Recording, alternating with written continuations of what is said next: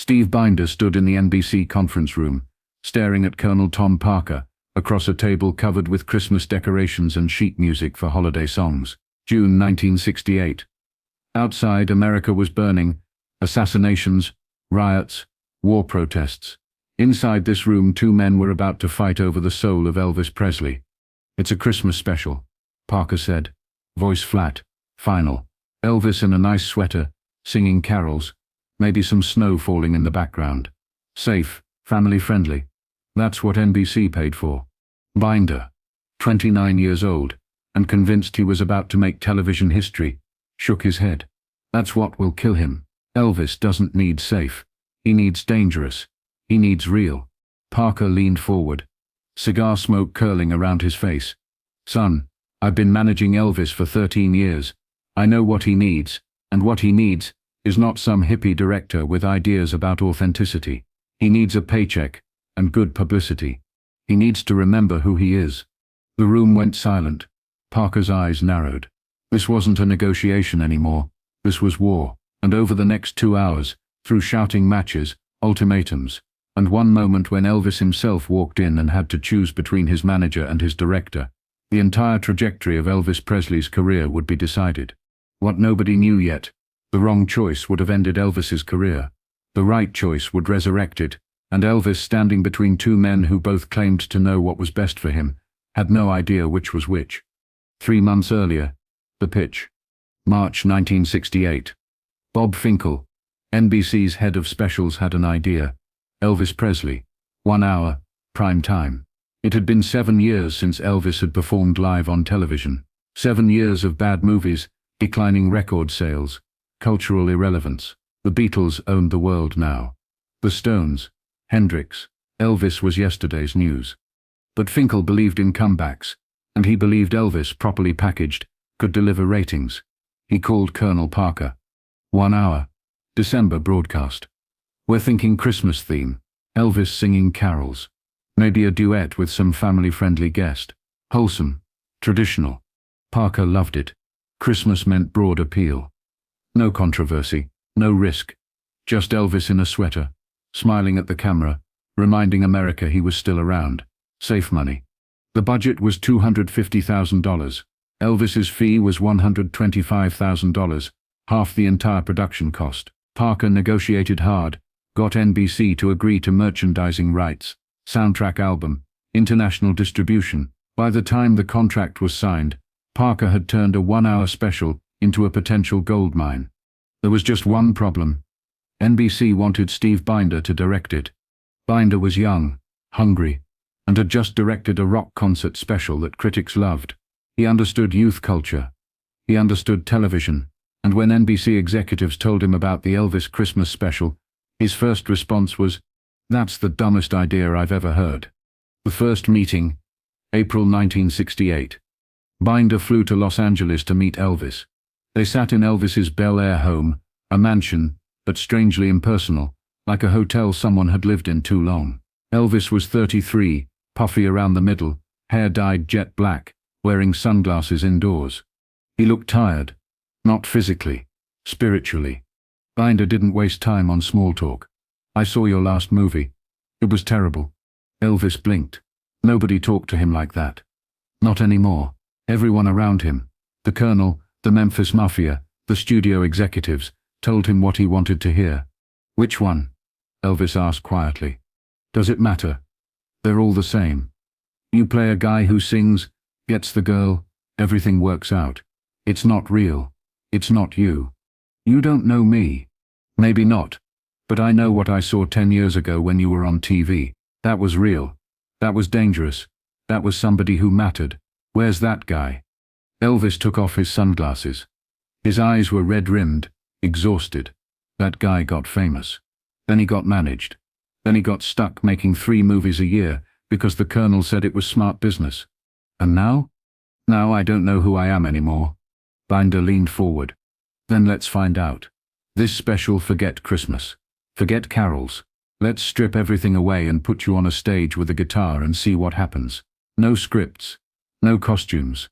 Just you and music and whatever comes out." Elvis stared at him for a long moment. Something flickered in his eyes. Hope, Maybe. Or fear.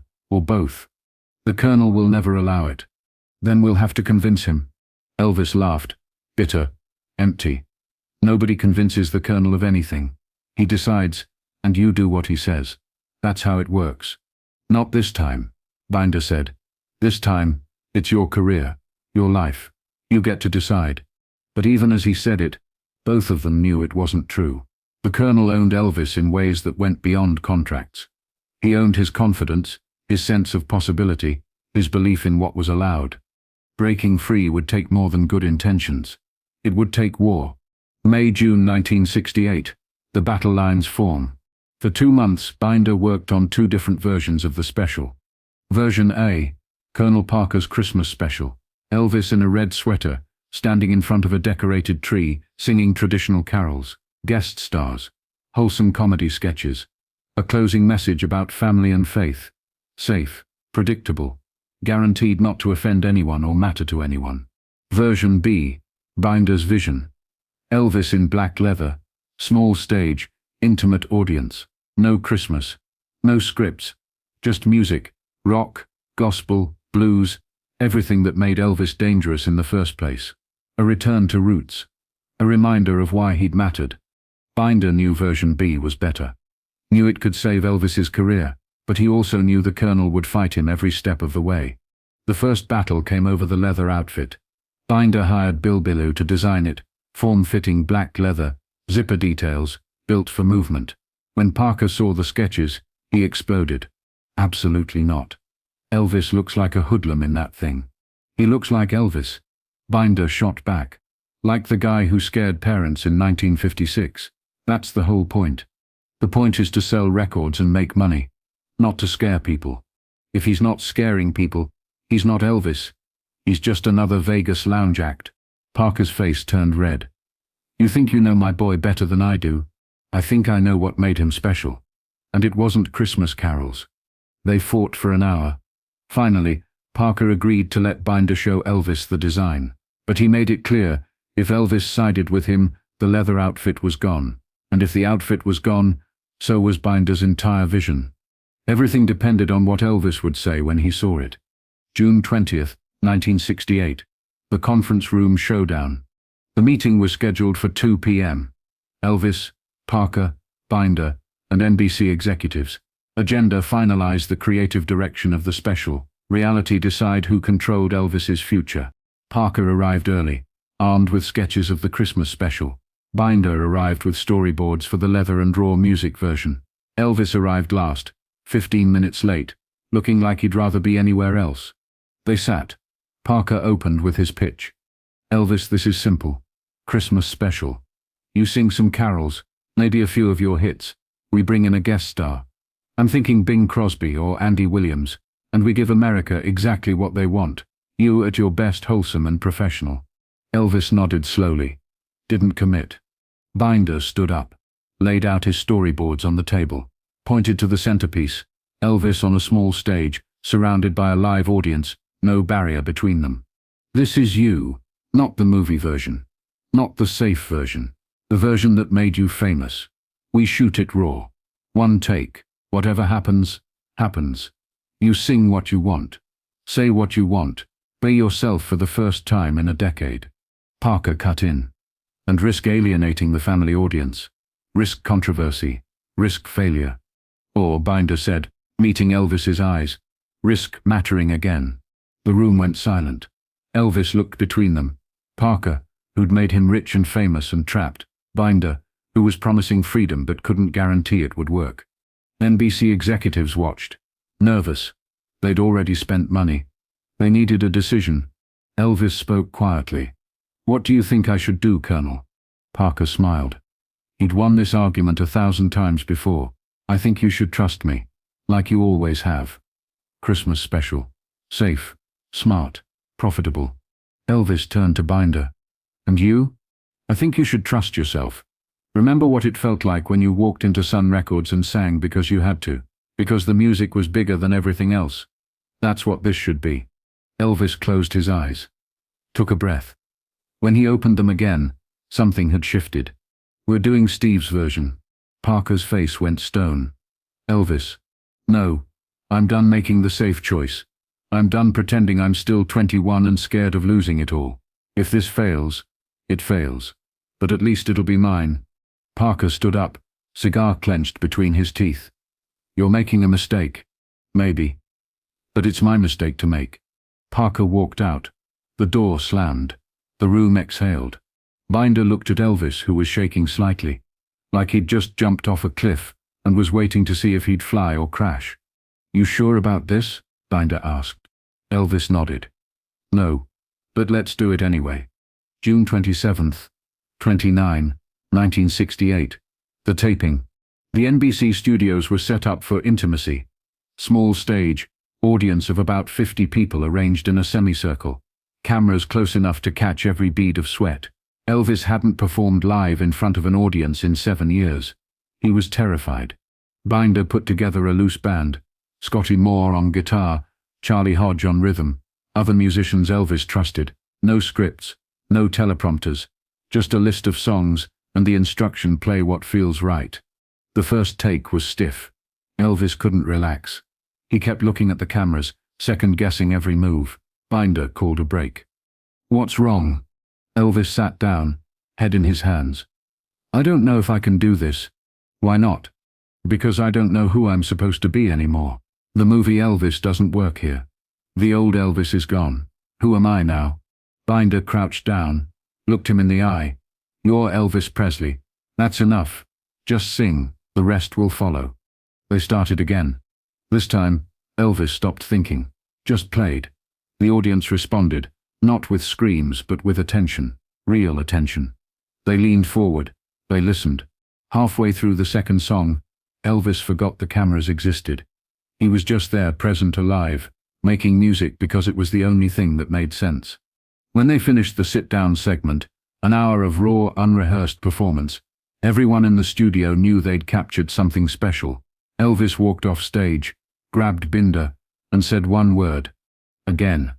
They shot for 3 days. Multiple versions. Different songs. Different energy. By the end they had enough footage for 10 specials. But the core was there. Elvis Presley, stripped of pretense, singing like his life depended on it. Because it did. July-October 1968. The editing battle. Post-production was another war. Parker wanted to soften everything, cut the intensity, add more traditional elements, make it palatable to older audiences. Binder refused.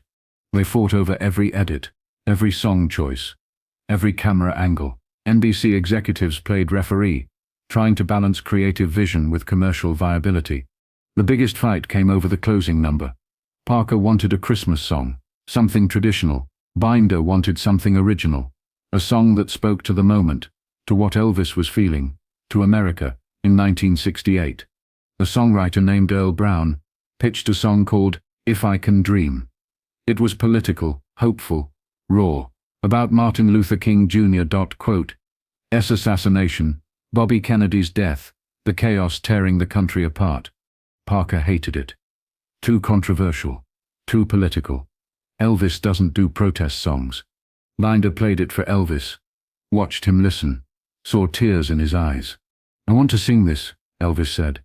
It's a risk, Parker warned. Everything worth doing is. They recorded it in one take. Elvis poured everything into it. Frustration, hope, anger, love. When he finished, the studio was silent. Then someone started clapping. Then everyone. Parker watched from the control booth, arms crossed.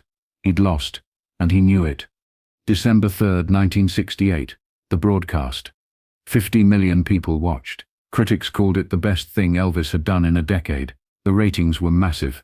The soundtrack album went gold, and overnight, Elvis Presley was relevant again. Not as a nostalgia act. Not as a has-been.